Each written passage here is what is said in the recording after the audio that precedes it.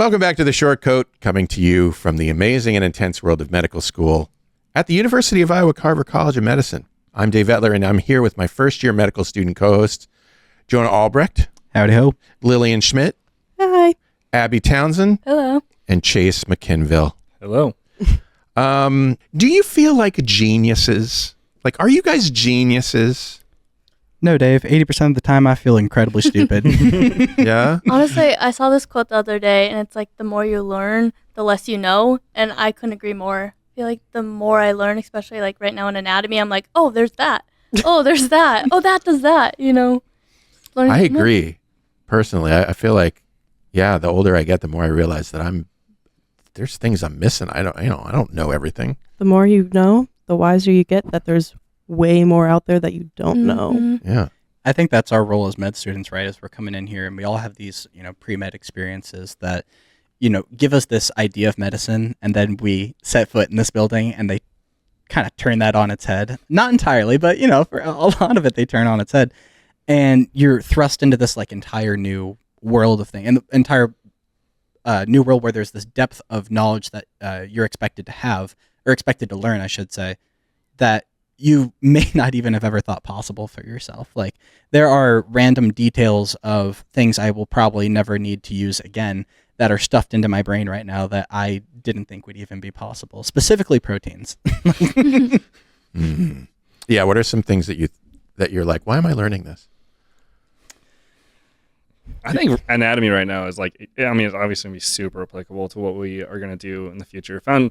Foundations is a little bit different of a story. There's some proteins in there that you wonder, that you'll never use these things again. But I think it's all beneficial to be learning what we are learning. It's not like they've structured the classes at all to like just fill our time up with a bunch of meaningless stuff. Like we're learning meaningful stuff. It's just hard to sometimes apply it to the clinical setting.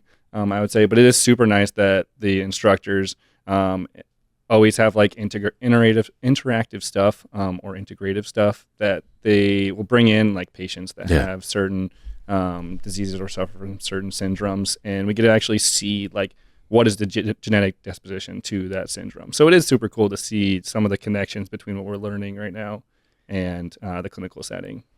Yeah, and they almost do too good of a job sometimes in the clinical applications, right? Because there'll be something, and you could tell they just really had to stretch it to get a clinical application for it.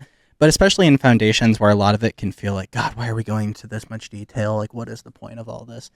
And, then they bring in that clinical application. You're like, okay, that there is an actual disease associated with this. And also there's just some of these things that they just have to teach us for step one that we're just going to have to shove in our brains again for step one. But even further than that, we are learning how to be in medical school, which I feel like was a lot of what foundations did for me, at least, is getting used to the pace, right? Where you're not starting necessarily with like cardiac physiology like we're doing right now in MOHD1, which is our mechanisms of health and disease, kind of like the meat of med school, as I would put it. No, least. that's exactly what I was going to say. I was like, I think it's learning how to learn. And that's been my mindset. If I don't want, I'm like, oh, like, is this not applicable to anything? I'm like, maybe not. But I think of it like you go to the gym to work out your muscles. This is your way of working out your brain, learning how to take in this type of information. So when you are on the job in the future, you know how to intake it and store it good and all that jazz. So medical students, I think, are naturally smart. There may not be geniuses, but I think you guys are smart people. I think we can go that far. Yeah. We got there. Yeah. I mean, we weren't always like that, right? Like, we were all in diapers at some point, just like everyone else. But Exactly. Yesterday for me. Also, it's I'm really still in one, actually. it depends on your definition of smart too. Like book smart, street smart, all that. Yeah. Like, And I think hard work outbeats talent sometimes. And I feel like some people think medical students are just like the type of people that don't study for a test, do well, that kind of thing. It's like a lot of us had to work hard, For me, example, I can't look at material and then be tested on it. It's like I need to re-look over it, study different ways, and then I'm good. But, it's a lot of people I feel like have the assumption that it's just they're naturally smart and then they can Yeah. go off and And I think like part of it is people who may be described as like naturally smart. And I know this is an audio format, so you can't see the air quotes, but they are there. That can almost be sometimes of a disadvantage for med students. Like if you coasted through high school and you coasted through undergrad, which definitely some med students here did, if you coasted through those things and then you get to medical school, you can't coast through medical school. If you do, I would love to meet the person that can coast through medical school. It's not me.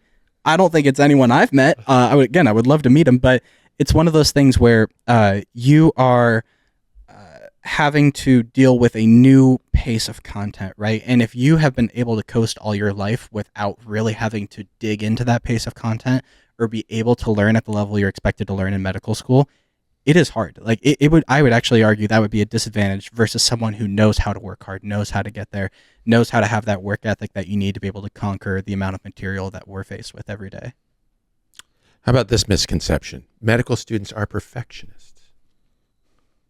Or is that a misconception? Not Is that, at all. No. So, Oh. Hard no.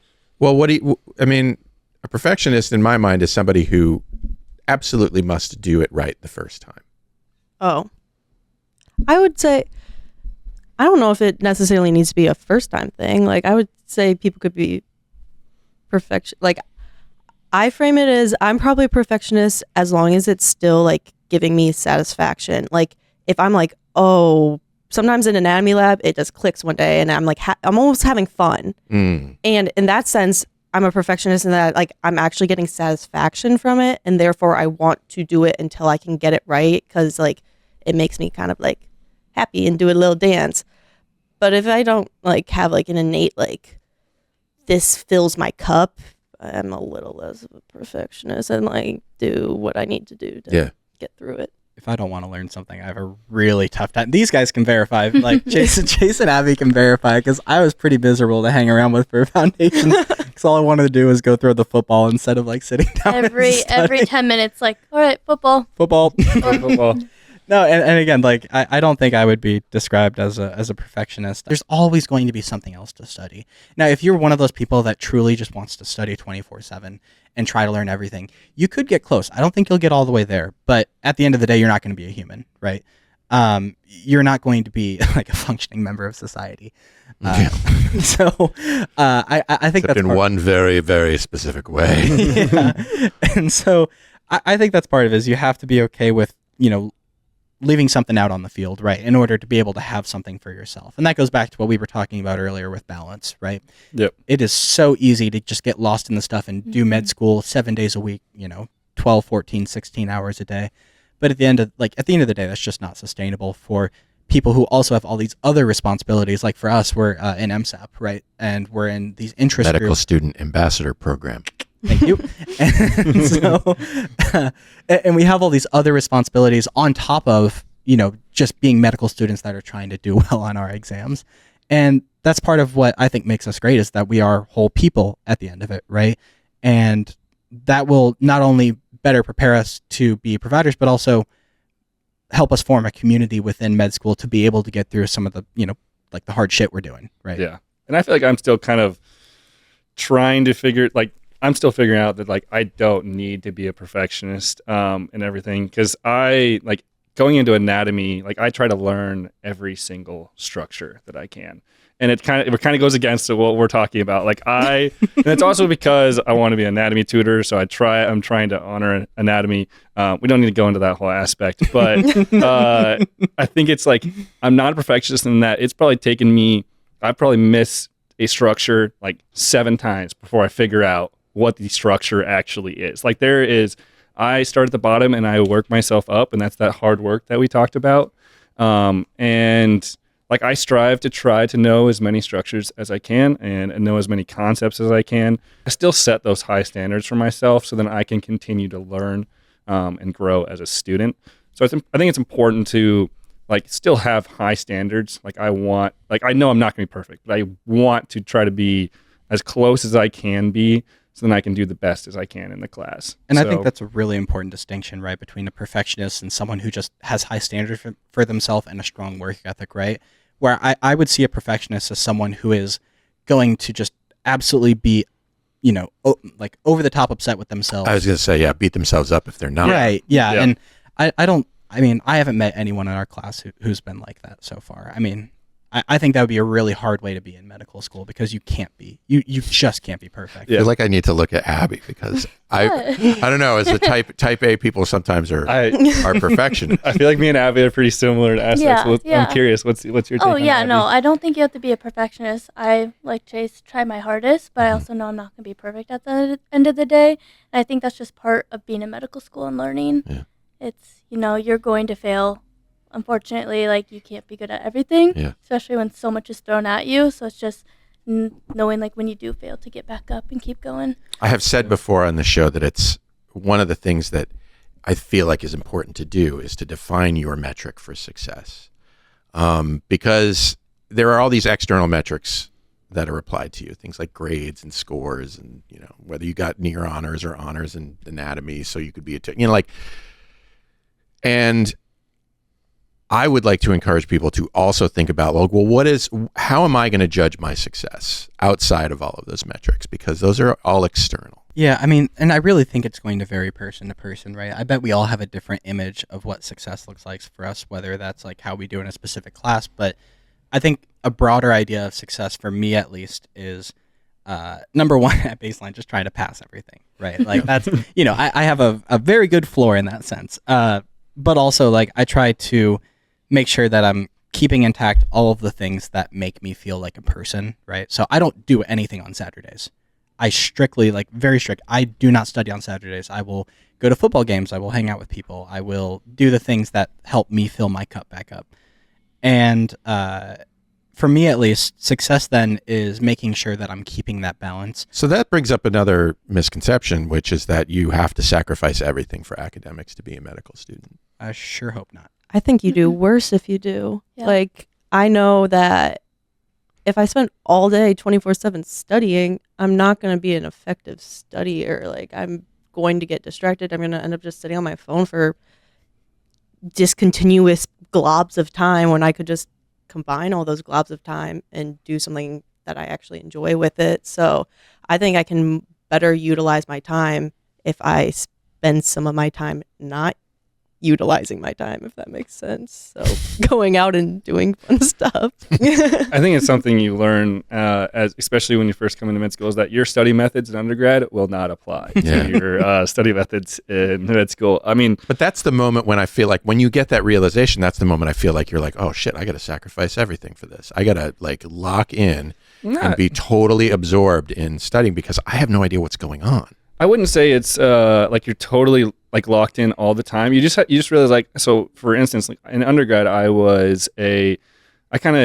like usually had like MOB on in the background, or I had some other, or like music on in the background in undergrads, and then I had my phone around me. Whereas now is like when I study, it's like you're locked in for like the 4 hours or whatever that you need to, and then like you're fully locked in at that time, and then once like that time hit, after that time, like you can allow yourself to go have fun. So like for instance, on Saturdays, Jonah is usually the person's like, all right, it's time to go out. We're done. We're done with the study. I didn't realize you were such a little enabler, Jonah. No, it's a great balance to have in our group because we have like Abbie and me, or type A people, where like we would study for a long time, but then Jonah's like a little chaos gremlin. Let's go skydiving. Let's go. We gotta live our lives outside of. I'm making him plan like a trip to Denver over Thanksgiving. No, I love that. Like, It's super nice. So I try to balance. Yeah, like usually we'll go and study in the mornings on Saturdays, and then Jonah will come in and be like, "All right, time to go tailgating. Let's go." And so it's like that nice release from school, and just. You seem to have that balance where, like, when you're in school, like, you need to be locked in. Like, you're studying, like, brain is fully fixed on that. You need to eliminate your distractions. But then once you're outside of it, like, you need to do the exact same. Like, you need to eliminate school and focus on the fun that you're having. All right. I think there's a really important flip side to that, too, where, like, they're helping hold me accountable for when I'm here, making sure that I am locked in. Not that I, like, need them. Like, I'm able to lock in by myself, but I always like studying with people better, right? And so it's like a give and take, right? If, I'm making sure that we're taking breaks, they're making sure that, like, we're studying well when we are studying. Yeah. And I think that balance is really important. It's like who you find your tribe with in medical school that's going to help drive that. Well, then that kind of gets to the next thing, which is there may be a misconception that medical school and medical students are cutthroat and competitive. I sure hope not. I haven't really noticed that too much. I mean, of course, we call them gunners. So you have those gunner pre-meds. First and last names, please, Abbie. I will not do that. But like, and some people know what they want and they go after it, and good for them. You know, it's just like you have those type of classmates. But I really think in med school, it's finding your people, finding what works best for you, and going with that. So it's like, you don't have to be a gunner. You don't have to, you just have to survive and get through. And I think it really, like, the culture is what you make of it, right? So I think our class, frankly, has a great culture, right? Very supportive, like very much a community. And that is really reinforced by the class above us, right? But the second we got here, that was something that they were trying to impress upon us, is that you guys are in this together. You need to be taking care of each other. And for me, at least, that's what I had in undergrad as well. Like, we had a really supportive pre-med community at my undergrad. I've heard different things from people. Yeah, you two are looking at each other. And I've heard different things from people at other institutions. So I'd be really interested to hear what that looked like. But for me, at least, it was always something where I could always rely on my friends who were pre-med and even like the broader pre-med community at my school for support. And that was something that was really important for me. And what drew me to Carver in part was that community. And that's something that I wanted. Well, and it's like, I view it, my success is not dependent on anyone else's success. So why would I want other people to fail? I think a good marker, we were talking about success before. I think a good benchmark for me, if I'm being successful in a class, is if I'm able to teach other people. Mm-hmm. So today in the anatomy lab, I had a blast, like helping out. And I think anatomy is something that probably clicks with me more than some of the other stuff we're learning. And so I really enjoy teaching that. And when I come up with a fun way to like memorize something, I want to share it. Like, I'm excited that I came up with that to the point where I want to help others. I think it just is draining if you don't have that support system. Like you were saying before, like if you're like cutthroat and don't want others to succeed, I feel like it's just like, oh, I want to be around all my friends. And I know that teaching is very important for learning. I mean, it solidifies concepts. It for the teacher, it really sort of helps consolidate that information if you're turning it around and teaching it to other people. So there's the benefit moves in both directions. Yeah. And I think that I kind of want to talk on this, is that I think our study group, like, it works so well because everyone like will go to a lecture, or they'll do like their Anki portions, or I don't do Anki. I'll just do like my slide portions, but we all have different brains that like grab onto certain information. And then we all like will gather in a study room and we teach each other like that certain information that our brain grabbed onto. So it helps us solidify that knowledge as we teach it. But then also it's just helping your mates also. Yeah. Cause it's helping you and helping others. And that's what I found at Carver, is that I've never had a problem like with people trying to like hide or keep study guides or something like that. Everyone's willing to like share study guides or share resources. And it's super cool to be a part of that culture, because that's like you can ask someone for help on a topic or something like that you're not understanding, and they'll teach you like right then and there. And then you feel so much better about it. And that was exactly what I was going through today. Like, I was in anatomy lab and I walked up to like 5 different groups of people and just listened in on what they were saying, had them like teach me something that they were working on. And that improved my learning and improved their learning, and all the way, like, again, mutually beneficial, like you were saying. I think another great example of that is what Abbie does for our study group. And she loves nerves. Big nerve girl right here. She loves them. Loves the brain. Okay. Me? No, I don't think we should have more than 5, right? I think that we should have 5 nerves max, right? You get like 1 per limb, and you then heard it here first, folks. Yep. What about the head? That's like one long one, right? It goes all. Okay, I see what I think the rest are vestigial, right? I think they're like appendices, or appendices, whatever it is. And so I'm not good at them for whatever reason. It doesn't click in my brain, and Abbie makes it click in my brain, and she gets out of it that she gets to like teach it and hopefully ingrain it better in her brain. And for me, hopefully I get to retain it for test day. That is the hope. We all have our specialties. Like Jonah's the EKG guy. He taught us how to do EKGs. If you want muscle help or bone help, I'll teach you all about the muscle and bones. Abbie's got all the brains, the nerves. So just like everyone's got their thing. What does Lillian have? What's Lily got? All of it. All the Oh, I steel wouldn't trap go right that there. far. I think I liked Unit 1 of Anatomy a lot. You don't want Yeah. to. All the visceral. Yep. Okay. All right. Nice. So if you got GI questions, you can go to Lily. Go to Lily. All right, Shortcoats, if you have something you want to say about today's show, about something you want to hear about someday, question you have, go to theshortcoat.com/tell us and send us a message. Otherwise, that's our show. Until next time, I'm Dave Etler saying, don't let the bastards get you down. Say bye, everybody. Bye-bye. Bye.